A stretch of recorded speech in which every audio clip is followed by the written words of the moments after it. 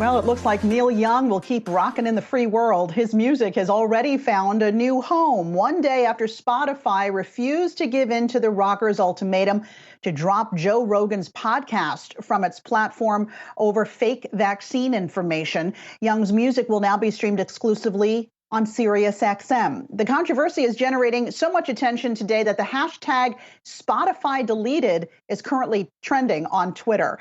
Joining us now is Ola Sars. He is the CEO of the B2B music streaming company Soundtrack Your Brand. We're also joined by Yahoo Finance's Ali Canal.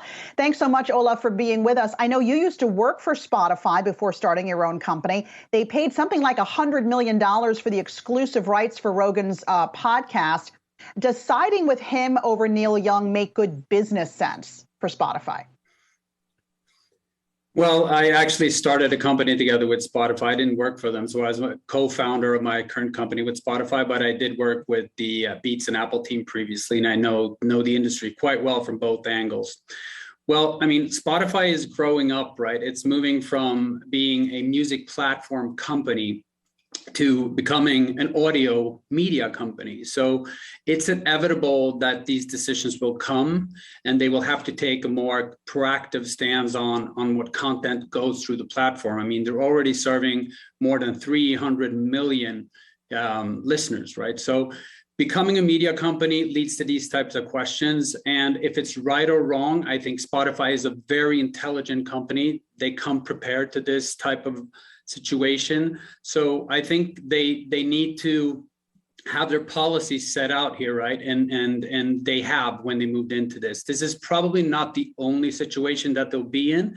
It's probably not the only situation where certain artists don't like other types of content.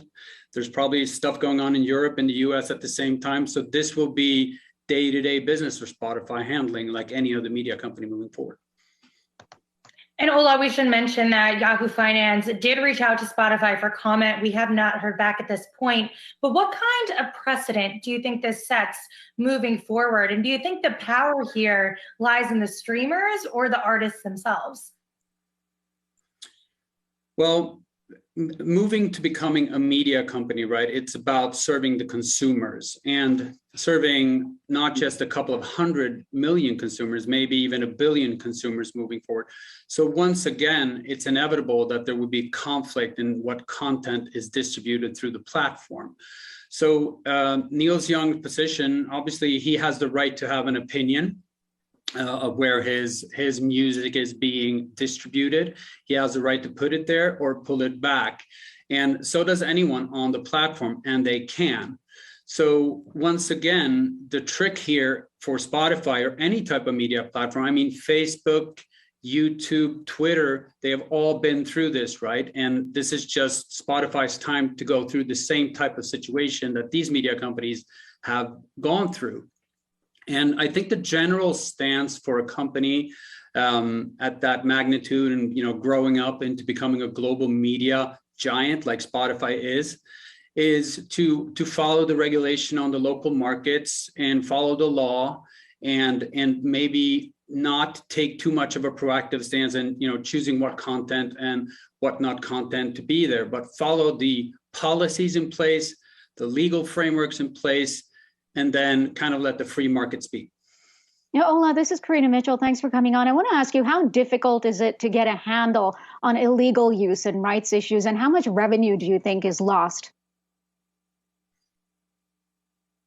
In terms of, you mean with the Neil Young situation, that would affect the actual revenue on the model? Yes, and more broadly, just in the sector itself, there is so much illegal use that goes on. So how much revenue loss is there? It's hard to get a handle on it, isn't it? For sure. I mean, look, media in general with the internet is still in its early stage, right? We have content going through all these platforms that go through takedown procedures. And the media platforms in place do have effective procedures. I mean, the YouTube debate has been around for a long while, right? Where a lot of IP went up that wasn't actually cleared. For Spotify, they don't have that challenge because they actually cleared all of the music that they are distributing through labels and publishers worldwide. So they're a much cleaner media platform in terms of music. But moving into podcasts and augmented audio, if you may, there's going to be more and more productions that come on board, and maybe even all the way to actually, content produced by consumers that is being distributed. And then that challenge comes along as well. But in terms of lost revenues, Spotify has a subscription business model, and they're dependent on subscribers paying a monthly subscription. I personally don't think that paying subscribers will leave a platform because there's one program that is being distributed that is, doesn't have the same opinions as they have. That's what happens on all media platforms, I would say. So I don't see that this issue specifically will lead to subscribers leaving Spotify. Not at all, actually. They've been through this, and so have all the other platforms before, and consumers, kept paying the bill and staying with this great music service. So no, I don't think so. But when it comes to, for example, terms and conditions in general on these services, it's hard to, have all consumers follow them, of course. But the company's responsibility is to clearly communicate those terms and conditions, and then try to, see that consumers comply to those terms and conditions. And they have in this instance. So they've actually followed the rule book quite nicely. And Ola, this is not the only time that Spotify has found itself removing content. Just last month, the platform removed the recordings of hundreds of comedians over a royalties dispute. As a business that's really meant for public consumption, how can it balance pleasing its users while juggling all of that noise from people requesting to be removed from the platform to royalties disputes? Because if I was a user, I'd be pretty upset about this.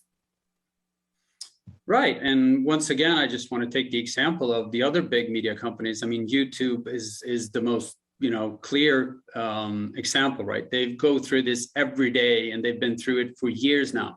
Spotify is entering into it with its audio only product, and they just need to get the systems in place, the processes in place, and the policies in place, and play accordingly, and they'll do fine, because it's not a new challenge.